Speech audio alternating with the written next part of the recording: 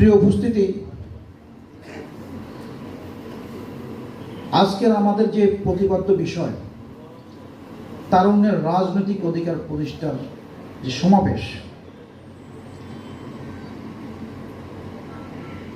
এ ধরনের সমাবেশ আমরা আগেও করেছি।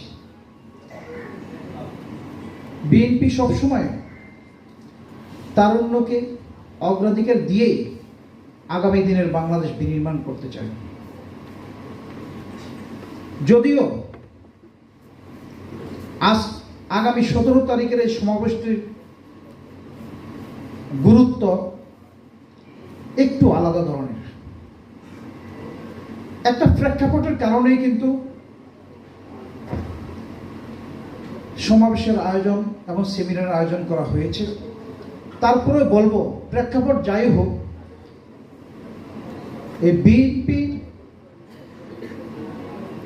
তারুণ্যকে নিয়ে শহীদ প্রেসিডেন্ট জিয়া রহমান থেকে শুরু করে অদ্যাবধি পর্যন্ত যে সমস্ত ভিন্নধর্মী কর্মসূচি পালন করেছে, অপর অন্য কোনো রাজনৈতিক সংগঠনের মধ্যে আমরা এগুলো বা ওদের মধ্যে পরিলক্ষিত হয়নি।